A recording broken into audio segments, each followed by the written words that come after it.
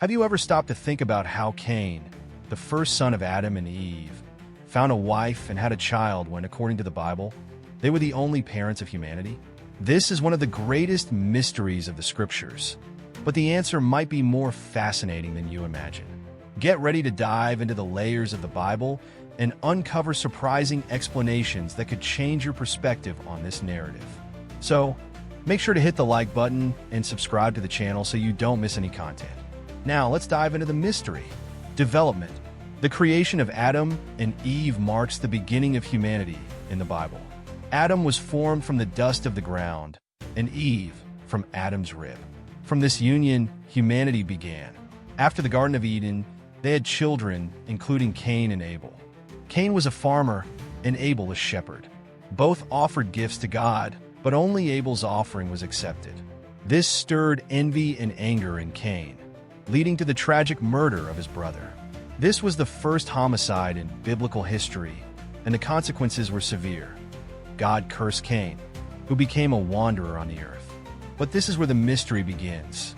In Genesis 4, verse 17, we read that Cain knew his wife and had a son, Enoch. But where did this wife come from? And who were the people Cain feared when condemned to wander? There are various interpretations for this intriguing question. 1. Descendants of Adam and Eve.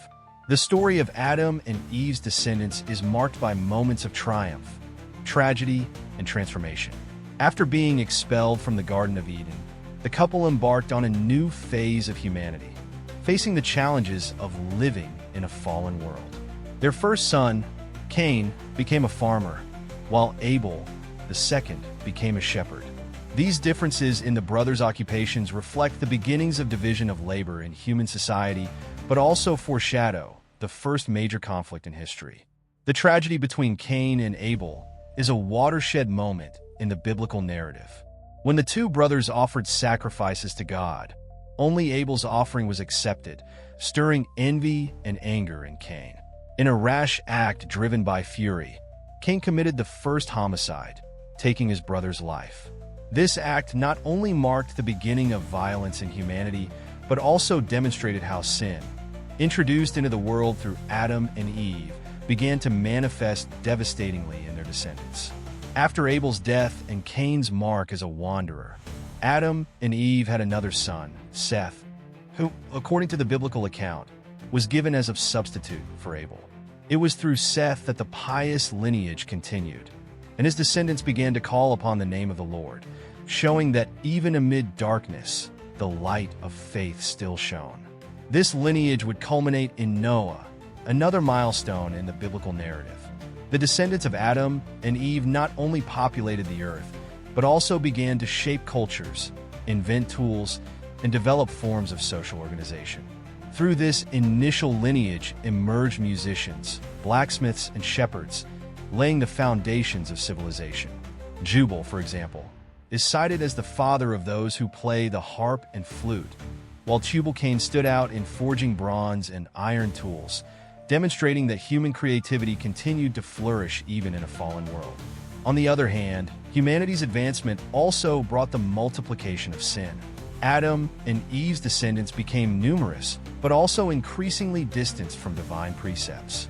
Moral corruption spread so much that God decided to intervene, culminating in the flood, an event that marked a reset in humanity's history through Noah, a direct descendant of Adam.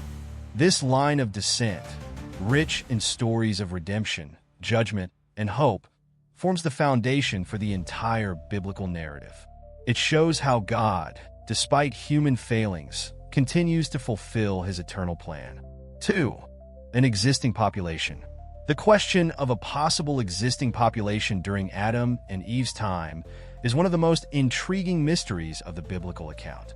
Although Genesis focuses on the couple as the first humans created directly by God, some points in the text suggest the possibility of other people inhabiting the world.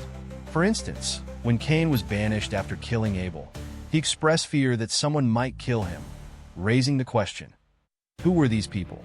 Additionally, when settling in the land of Nod, Cain found a wife and founded a city, implying the presence of other inhabitants.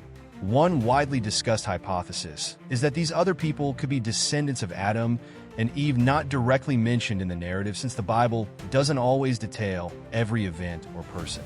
Another possibility is that these groups were part of a broader creative plan by God, who might have generated other populations besides Adam and Eve, though this isn't explicitly mentioned in Scripture.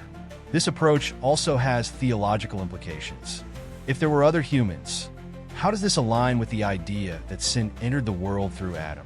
Some scholars suggest that even if other populations existed, Adam and Eve were God's chosen representatives for all humanity, so their sin would impact everyone. Regardless of the answers, the account demonstrates that God's purpose is greater than we can fully comprehend. The presence or idea of an existing population reinforces Adam and Eve's central role as inaugural figures in the relationship between God and humanity, while opening room for reflections on the mysteries surrounding human origins. 3. Symbolic interpretation. The symbolic interpretation of Adam and Eve's story suggests that the narrative should not only be read as historical, but also as a profound representation of human origins and condition. In this sense, Adam and Eve symbolize all humanity, and their story in the Garden of Eden reflects universal dilemmas, such as the struggle between good and evil, the freedom of choice, and the consequences of our actions. For instance, the forbidden fruit can be seen as the constant temptation to cross imposed boundaries, while the serpent symbolizes forces that draw us away from God. This approach also highlights the role of the garden as an archetype of perfection and harmony, something humanity lost when choosing its own path. Thus, the account points to every individual's spiritual journey, striving to reconnect with God in an imperfect world.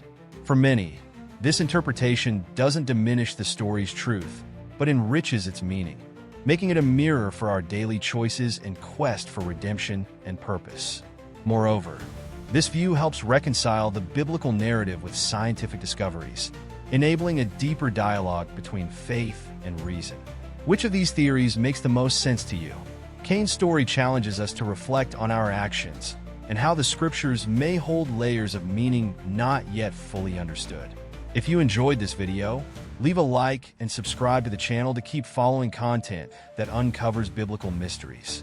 And look, there's another video waiting for you right here on the screen. Don't miss it. See you in the next video.